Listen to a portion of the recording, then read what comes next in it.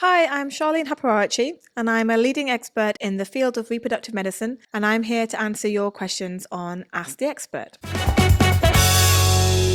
First question is, how often should you have sex if you're trying to conceive? Short, snappy answer to that would be sex every 2 to 3 days in your fertility window would best catch ovulation and improve your chances of conception. The next question is, what is the definition of infertility? Infertility is defined as the inability to fall pregnant after a year of trying to conceive, and that is by having unprotected regular intercourse. Is it true that men today have about half the sperm count our grandfathers did? This is an interesting concept, and it has been shown that the sperm quality is reducing over time. And this could be multifactorial in origin due to pollution, due to our lifestyle, but it has been shown that it is decreasing over time. How exactly is your fertility tested? There are some simple fertility tests that you can do as your basic fertility workup. This includes a blood test to check for your ovarian reserve. So this is for the female partner, as well as some simple tests you can do for your anatomy. These include an ultrasound scan of your pelvis, as well as a tubal check. So this is a simple ultrasound scan test that you can do to check whether your tubes are open or not. And then there is also a semen analysis test that you do for the male partner. One question is about the fertility window. Very interesting question. It's not a lie. It's not a myth. It's obviously a scary subject to talk about, but unfortunately there is this time pressured effect on women because ovarian function does decrease over time. The number of eggs do decrease, as well as the quality. So the sense of a biological clock is very much there because of these very real effects. However, that's not meant to scare anyone, because that doesn't mean that the older you become, it is impossible to get pregnant. That's definitely not the case. People can get pregnant, whether it's naturally or through fertility treatment like IVF, for example. And it's really important to know that it's still very much possible. It's just, it can take a little bit longer, or it's just that little bit harder. One question is about endometriosis and how that affects fertility. This is a big topic, and I'll try and be brief, but endometriosis is one of those gynecological conditions that has an overall negative impact, unfortunately, on fertility. And it does this in various ways. It might affect your ovaries by producing cysts, and this can reduce the quality of the eggs and how well the ovaries function. It can also affect your fallopian tubes and potentially might block them. So even if these two things aren't happening, there are plenty of studies to show that it might naturally reduce your chances of conception. But again, not to say that this is impossible. A lot of women do struggle with endometriosis and fertility, but it's about seeking help early. Someone's written in here, I'm not sure I want kids, should I freeze my eggs? It does give you an option in the future if you change your mind. We don't know in the future whether this is something that you definitely want to do, whether you find a partner and you're finding it, you struggle to get pregnant, or whether actually you might not need them at all. And so with that level of uncertainty, I think it's important to discuss these issues, but it is certainly something that you could consider just in case you may need them in the future. So why don't men have a fertility clock? This is a good topic to discuss because it highlights the difference between men and women. Men have sperm production factory in their testicles, and they can actually churn out new sperm every 3 months. And this can actually happen well into their 70s. So they actually don't have that ticking time clock concept like women do, where we're actually born with the number of eggs we have and we just deplete them over time. So that's the main difference between men and women. How does a pregnancy test actually work?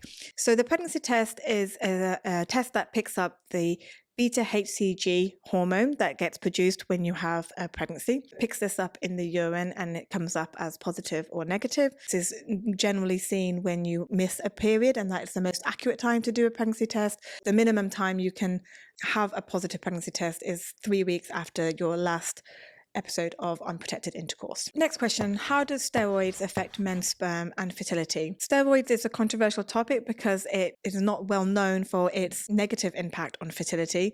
It can get in the way of the male pathway of hormones, so actually it can cause sperm production and quality to reduce quite significantly. Next question, how hard is it for women to get pregnant? So human reproduction is actually quite a complicated system, and it's quite surprising to know that it in a couple who have been trying to get pregnant naturally, and if they've got no issues between the female and the male partner, your chances of getting pregnant on a monthly basis is actually as low as 10 to 15%. How much sperm do men make in a day?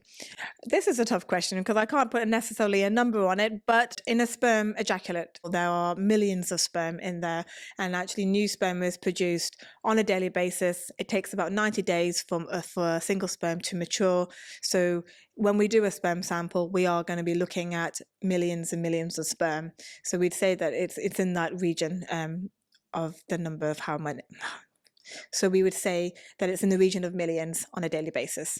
So next question is, what does it mean to be born with all your eggs? I believe it's been mentioned in a certain reality show. So as girls being formed in our mother's uterus, these processes are happening and the eggs are being formed.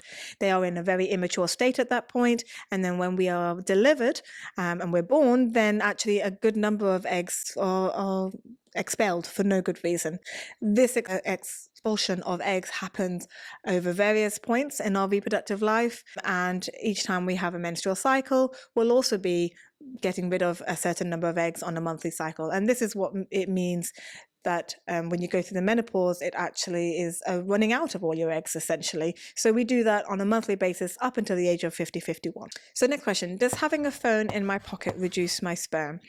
This is a good question. And whilst there are lots of factors that could potentially affect sperm quality, having a phone in your pocket has not been shown to reduce the sperm quality. Factors that may affect it could be things like increased heat exposure. So saunas, jacuzzis, steam rooms, and lying in a hot bath, unfortunately, can really affect the quality of the sperm.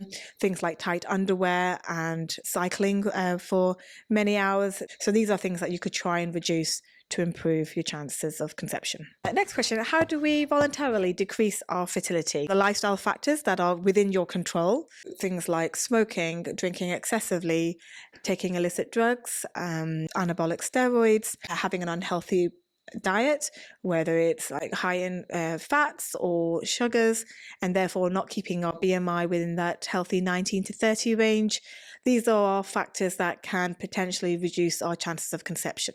This question is about stress impacting our fertility and how it does that. It's a very good question. Not a lot of good evidence to explain how it really does pinpoint on fertility.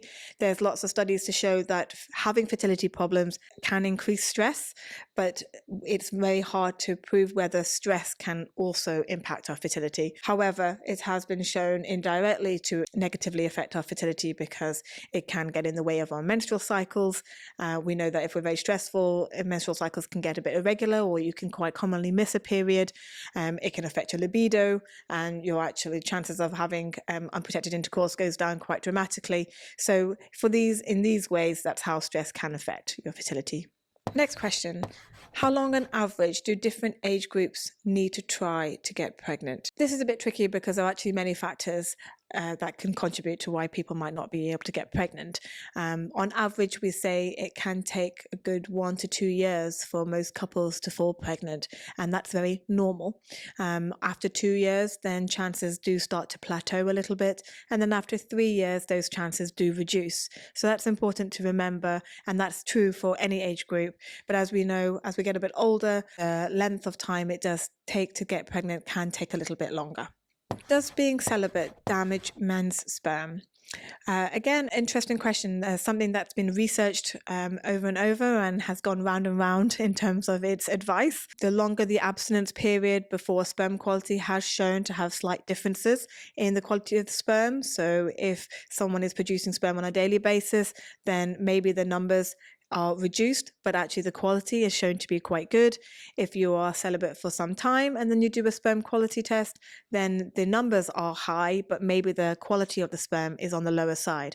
But actually it doesn't, in the long run, reduce your chances of conception. Next question is on STDs and whether it can damage fertility, and is this true or not? It can affect your future fertility if it hasn't been promptly diagnosed and treated. So the sheer presence of an STD, if it was treated quickly, then it shouldn't have an overall effect.